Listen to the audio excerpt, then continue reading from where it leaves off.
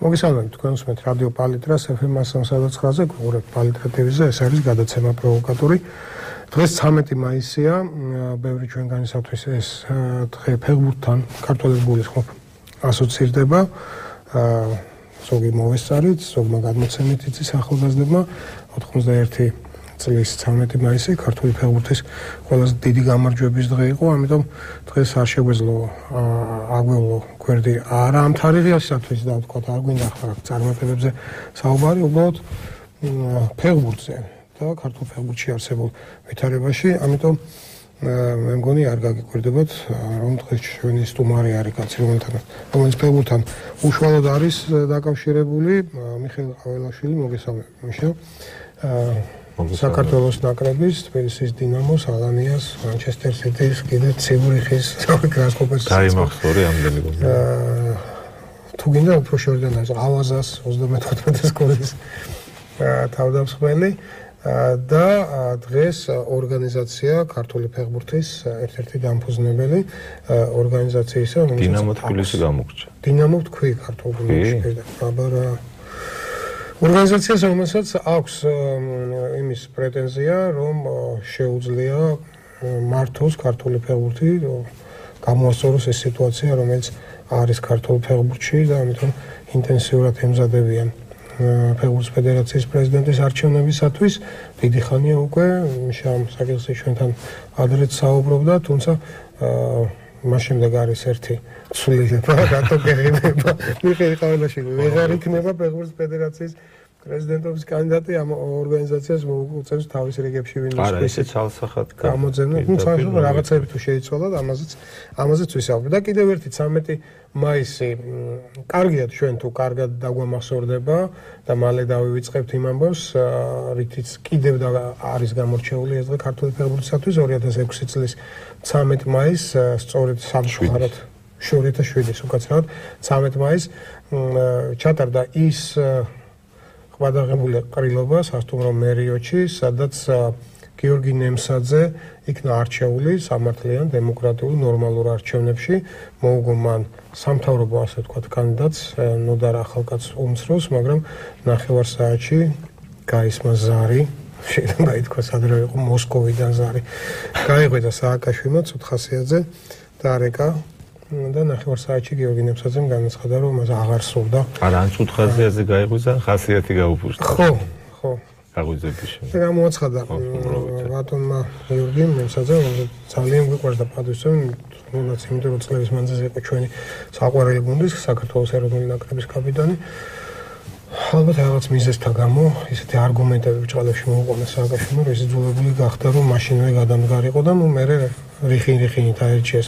ნოდარ ახალკაცი, იმან შესაჭმელი შეჭამა, მე დომენტეს ვიაციჩინავა ეხლა და შედეგად გვაქვს ის რომ ჩვენ ვართ 100 მე რაღაცა თითქმის მე200 ადგილზე FIFA-ს რეიტინგში ევროპაში თითქმის 60-მდე ქვეყანაში ვუსწრებთ მხოლოდ სან მარინოს, ანდორას, ფარერები გვისწრებენ და მალტას. და ვართ ესეთ კბილად. ის დროს წარსულს ჩაბარდა 7-0 რომ სომხეთს მოუგეთ, მე გუშინ ნახულობდი სწორედ ვიდეოებს, შენ შეაგდე ხო, მგონი მეშვიდე გოლი და ამ თემებზე აღარ მეღიმება. აღარ მეღიმება, რომ მეღიმება კი არა, სიმწრით მეღიმება, იმიტომ რომ გუნდს რომელსაც უგვებდით თან მეზობლებს შორის დერბი და ქეშ ყოველთვის არის 7-0 და არ გვიკვირდა და კიდე გვინდოდა 1-2-3 გოლი ძელს გარტყმული ბურთები რომ ახსენდება, დღეს სომხეთი არა ცოტათი, არამედ რამდენიმე ათეული ადგილით წინ არის რეიტინგში. აი ეს არის ის ამბავი, რაც დღეს ქართულ ფეხბურთში ხდება. თუმცა კრიტიკით უნდა დავიწყოთ თქვენს მიმართაც. ვერ დამწამებთ იმას, რომ არ ვიყავი კეთილგანწყობილი, ხო, წლების მანძილზე, როდესაც გსტუმრობდით ჩვენი მედია ჰოლდინგის სხვა მედია საშუალებების, კვირის პალიტრაში ხშირად იყო თქვენი ინტერვიუ ლელუში, სპორტაჯიზეც დაგეთმოთ და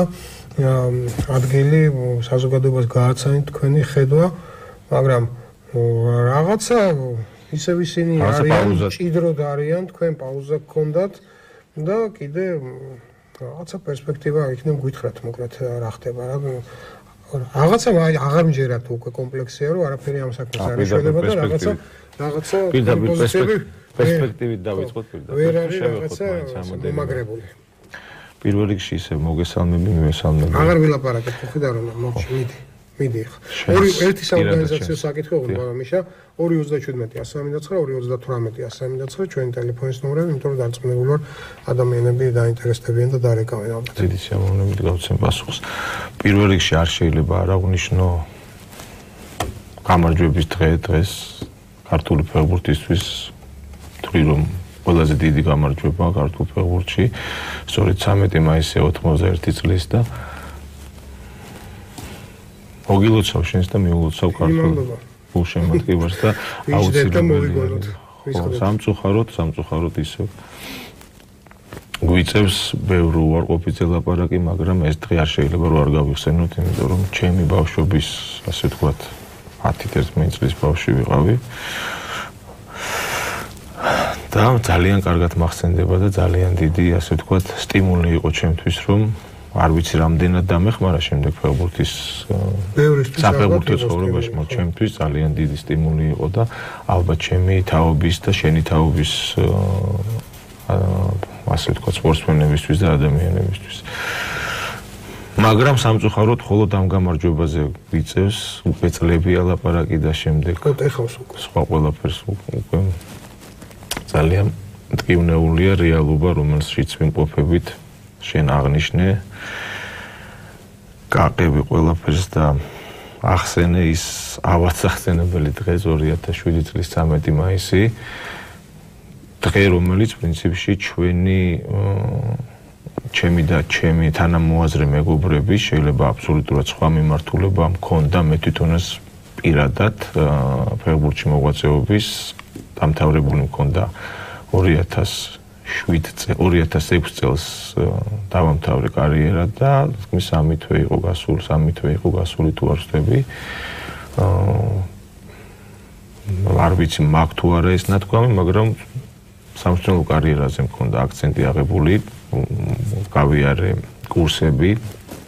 შვეიცარიაში პირველი ეტაპი და შემდეგ ვაგზელებდი ამ მიმართულებით მოღვაწეობას და დადგა ეს დღე, რომელიც დადგა და არ ვიცი მაღალ ფარდონად არ გამომივიდეს, მაგრამ ჩემში ძალიან ბევრი რამ შეცვალა, მიუხედავად იმისა, ძალიან ბევრი პრობლემა იყო მანამდეც ქართულ ფეხბურთში. თვითონ დამოკიდებულებამ ჩემში შეარყია ღირსების გრძნობა, არა მარტო როგორც ფეხბურთელის, არამედ როგორც მოქალაქის პიროვნების და ესე აგდებულად მივხვდი რომ და რაც უფრო წლები გადის, რა თქმა უნდა საფეხბურთო პერიპეტიებს ცხოვრებას პროფესიული თვალსაზრისით არ ვშორდები და ვფიქრობ რომ არასოდეს არ თქვა არასოდეს, მაგრამ ვცდილობ რომ მთელი ცხოვრება ალბათ მიუძღვნა ფეხბურთს, რომელმაც ძალიან ბევრი რამ მასწავლა, ძალიან ბევრი რამ მომცა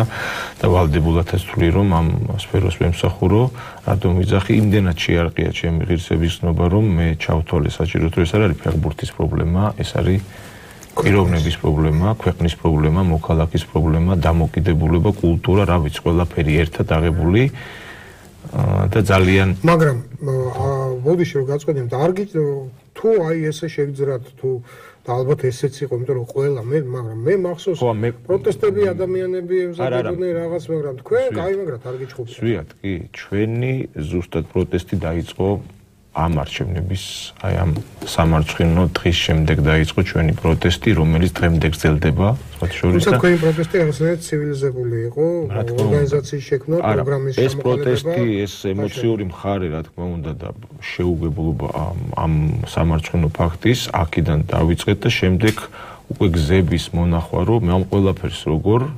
გავუმკლავდეთ, როგორ შევეწინააღმდეგოთ, რა გავაკეთოთ, როგორ წავიდეთ წინ და ასე შემდეგ და აქედან დაიწყო შემდეგ ჩვენი ასე ვთქვათ მოღვაწეობა, თანამოაზრეების და პრინციპში არც თუ ისე ბევრი იმ დღის შემდეგ შეიძლება უფრო მეტი პიროვნება იყო, ვისაც პროტესტის ესწრება ჰქონდა, მაგრამ შემდეგ რაც უფრო გადიოდა დრო, აკლდა და თიცე ჩამოსათროლი ეხლა არავისთვის ახალი არ იქნება რა მართვის სისტემა იყო საქართველოში, ძალადობრივი მართვის, აი დემოკრატიის მე ხა რას უზამთრებთ? რა დაგაკეთეთ? ვიცი, ჩემი შეფასება როგორი იყო. არ მინდა რომ რაღაც ისეთი გამომივიდეს, მაგრამ მე ჩემში თვითონ რა ამ ღირსების შელახვის შემდეგ რომ დავაკვირდი, ხო, რას გავდა თქვა, ხო, შეიძლება რაღაც ახალი ხილი იყო, რაღაცა შეიძლება მაგ მეც გაგებულია, თქვა მართვის სისტემასთან დავიბადე საბჭოთა კავშირში, მაგრამ ის ბოლო წლები მაინც განსხვავებული იყო, ის ასოცირება ხდებოდა მაინც აი ბოლშევიზმთან, მაგრამ რა უწოდე მეგობრების წესში უწოდე დემოკრატიაში, ასე ვთქვათ, ბოლშევიკები ესე უწოდე, იმიტომ რომ ის რა მაძლევს ამის თქმის საშუალებას, იმიტომ რომ ჩემი გაგებით, ხო, 15-17 წელი ვიცხოვრე შვეიცარიაში, ჩემი გაგებით რას ნიშნავს დემოკრატიას, რომ ნება სურვილზე უფრო არის და არა, თქვა, ძალადობრივ აქცზე, რომ მე შენ მინდა რომ დემოკრატია შენთან დავამყარონ, უფრო შეგნებაზე არის და არსებობს უამრავი კანონი, ხო, არა, არსებობს უამრავი კანონი, არსებობს უამრავს ვერ ვიტყვი, მაგრამ ისეთი ხრელები, სადაც ძალიან კარგად შეგიძლია ამ სისტემის გამოყენება თუ შენ გონებაში და შინაგანად ხარ ბოლშევიკი, ესე პირდაპირ ვიტყვი, ხო? ძალიან ვერ აი ზუსტად ამ მანტიაში, ამ მანტიით გადაფარებული და საკმაოდ კარგად აკეთებდნენ და ჩემზე კარგად იცი ამ თემას. იქაც სავსე იყო ეგენი რაიკომის ბუნების და ვიღაცების შვილებით და შვილიშვილებით. გარეთ ესე წარმოაჩენდნენ თავს არა მარტო ქვეყანაში, არამედ მთლიანად. მსმენელი ყავს მიშა და მე აი იმ ნიუანსზე რომ კითხვის ნიშანი და ინტრიგა არ მინდა დავტოვო, რატომ ვერ შეძლებ ამ ეტაპზე და დღევანდელი წესებით შენ კენჭის 9-ს პრეზიდენტობის კანდიდატად პრეზიდენტობის ფონდზე მიდიოდი. ხო, მაგრამ მე დროს ვზობ. დიახ, გისმენთ. დრო გვაქვს. გამარჯობა. აკონტროლებ, ხო? გისმენთ. გისმის, გამარჯობა. გამარჯობა. გამარჯობა. ერთი შეკითხვა მაქვს ორივესთან, რა თქვენ შემოგევლეთ, მე ძალიან დიდ პატივს ვქნათ ორივეს, საკითხს ქართულ ფეხბურთზე, ყველას გული შეგვწკივა. აი, რეზუ არულაძეზე რა აზრის ხარ, რა? ყველანაირ იმას რომ მოერგო, ყველა პრეზიდენტს, ყველა მთავრობას, ბოდიში და ყველა გასაგები. დიდი მადლობა. ხო, ვიცი, მე ორივესთან და მე რა ვიცი, არიან ადამიანები, რომლებიც კარგი ფუნქციონერები იდგებიან, კარგი ჩინოვნიკები, იმის მიუხედავად როგორი ფეხბურთელი იყვნენ და თქვა კარგი ფეხბურთელი რო იყო ნაკრები, გერმანია, ბუნდესლიგა და შემდეგ და აგერ კალაძე პრემიერ-მინისტრი კი არა, რა არის ხა, ვიცე-პრემიერია და მინისტრი და ახლა რეზო არველაძე თუ კარგი ფუნქციონერი დადგა, მაგაში გასაკვირი არაფერია და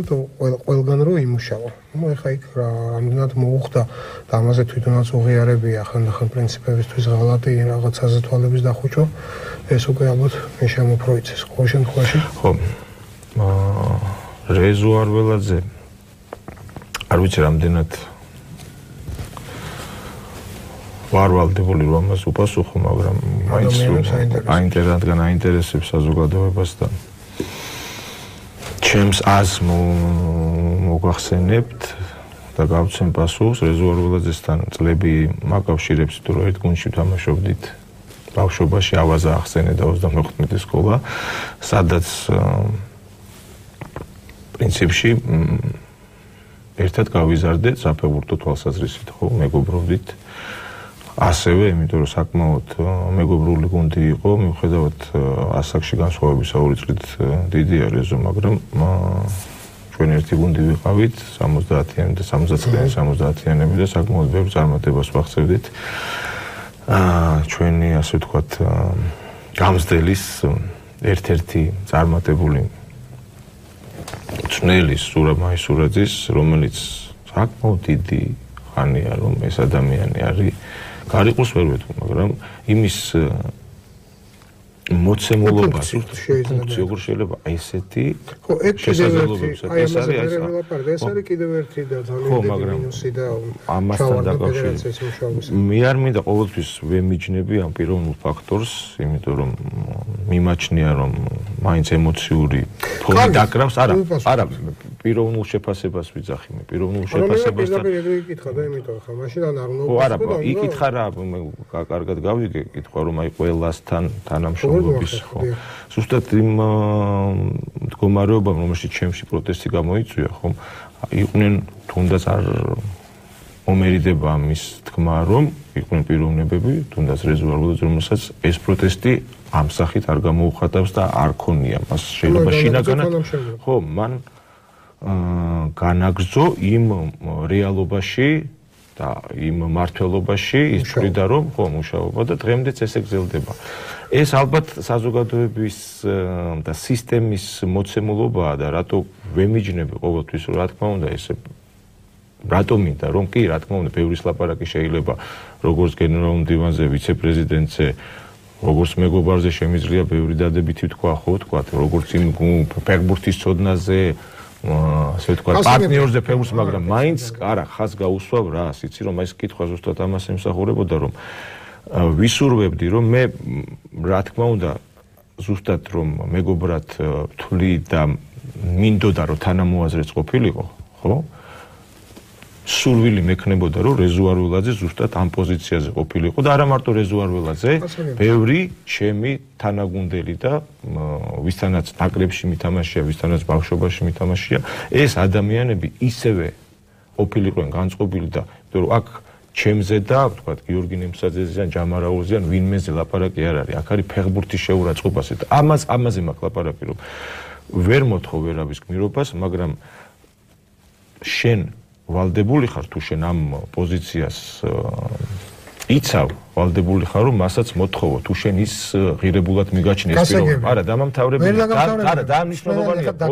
ბოლომდე უნდა გავწიო მას პასუხი რატო რომ მე ამ არა კორექტულ ხარ არა ამ საკითხში მე მისი თანამოაზრეობა საწინააღმდეგო მხარე დავინახე ამას გულისხმობ რომ ეს არის მნიშვნელოვანი ამიტომ თვლი რომ ის ჩემი თანამოაზრე ვერ გახდება მისი პოზიციიდან გამომდინარე ზუსტად ბოლოს რითიც დაამთავრო რომ ყველა მთავრობასთან ან აი ესეთ ფაქტებს ის ვერ უმკლავდება და ვერ რეაგირებს და ეს არის ზუსტად გამყოფი რომ არა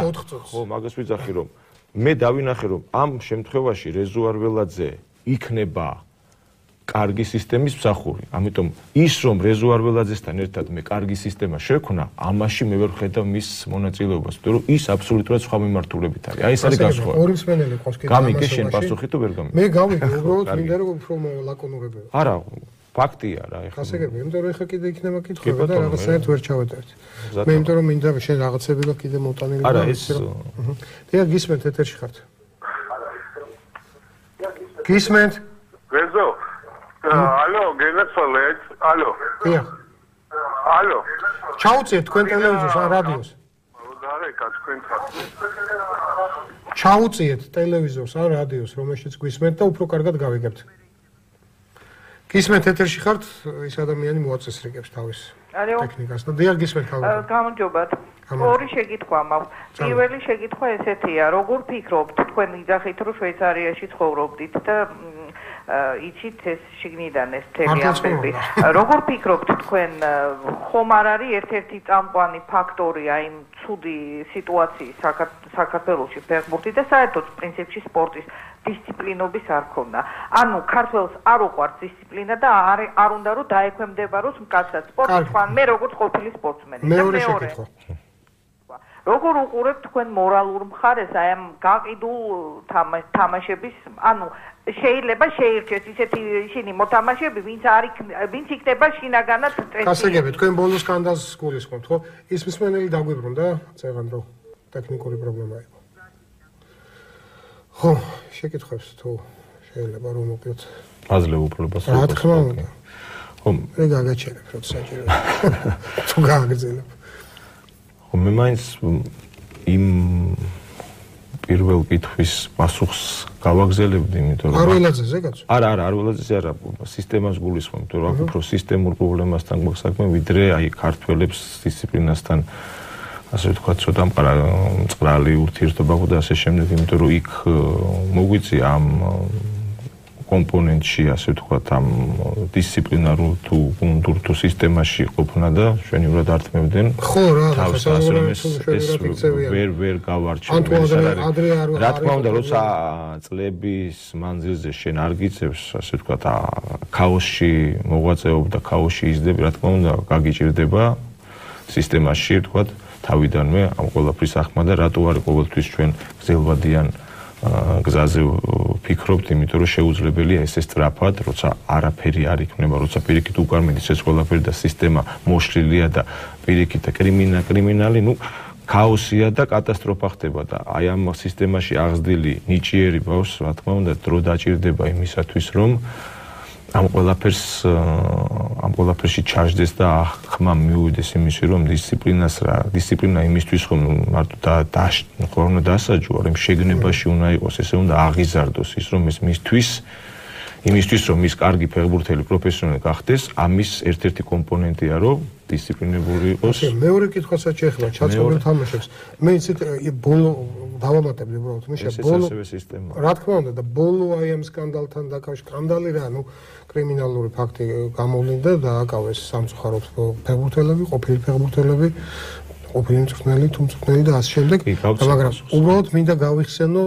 წინა შემთხვევა. 4 წლის წინ. დიახ, როდესაც ქართველი მსაჯებიც დააკავეს. წინა შემთხვევა 4 თვის ალბათ. ხო, როცა მსაჯებიც დააკავეს აი ეს. და მანამდე იყო 4 წლის წინ ფეხბურთელები. კი ბატონო, ეს ფინეთის ამბავს ამბობდა. არა, საქართველოს პირველობაზე. ხო, მე მახსოვს კიდე ის ძმები რომ იყვნენ ფინეთში რომ თამაშობდნენ ქართველებს. მოკლედ ანუ ჩვეულებრივი ამბავი გახდა სამწუხაროდ მე უბრალოდ მინდა ფედერაციას დავაკავშირო ისე და იმიტომ ვიხსენებ კონკრეტულად იმ შემთხვევაში, როდესაც ქართველი მსაჯებიც დააკავეს. მსაჯებს ხომ არჩევს და ნიშნავს და ლიცენზიას აძლევს თუ რაც ქვია საბუთს ფეხბურთის ფედერაცია, ხო? მაშინ ფეხბურთის ფედერაციამ სრულად დაიბანა ხელი. ეხლა თუ მაგალითად ვინმე კონკრეტული დაიჭერეს, რომელსაც აზიის ტოტალიზატორის წარმომადგენელთან კავშირი ჰქონდა და რაღაცა პირადად შედიოდა დანაშაულებრივ ვთქვათ შეთქმულებაში ფეხბურთელებთან, ეს ერთია და ვთქვათ მაგ ფედერაციამ რა უნდა გქნას. თუმცა აქაც ალბათ რაღაცა ცოტა მაინც უნდა იგრძნოს პასუხისგებლობა, მაგრამ მაშინ როდესაც მსაჯები დააკავეს, ის მსაჯები, რომლებიც საქართველოს პირველობის თამაშებს ასე ვთქვათ აწყობდნენ, ის მსაჯები, რომელიც ბევრში აარჩია და მე ვიცი და შენც იცი, გუშმატკი რომ შეიძლება იცის, მაგრამ ყველამ არ იცის, რომ მსაჯობაზე დიდი ამბავი და კონკურსია და ვის დანიშნავენ, იმიტომ რომ შემოსავალი და ასე. აქ არაფერი ფედერაციას. ზუსტად. დაუბრუნდები რას იცი სისტემური პრობლემაა და რატო ერთ-ერთ გადაცემაში მე შევადარე რას იცი აი ციხეების სკანდალთან დაკავშირებით ჩვენ გვესმოდა თუ რა ძალადობა ხდებოდა ციხეებში, მაგრამ ესე თვალნათლივ სანამ აი ესე აშკარად და ჩვენი თვალით და ბევრმა ვთქვათ ჩვენმა საზოგადოების წევრებმა არ ნახა მანამდე მაინც შინაგანად ხო მაინც სხვანაირად არა გქონდა ეს ინფორმაცია ხო პირადად ვთქვათ ვინც გამოდიოდა ისიც ახდა და ძალიან ბევრი ინფორმაცია იყო და პრესაში ტელევიზიაშიც უფლებადამცველები ძალიან ბევრს საუბრობთ ზუსტად ანალოგიური შემთხვევა არის აქაც ჩვენ ყოველთვის გვესმოდა შარშან წინ წლების მანძილზე კონკრეტული თამაშები კონკრეტული რა ვიცი გოლები რა ვიცი გარიგებული თამაშების უსაზღრო რაოდენობა გვესმოდა ყოველთვის ჩვენ გვაშო, მაგრამ ამაზე რეაგირება და გამოძიება რატომ ქონდა ფედერაცია დღეს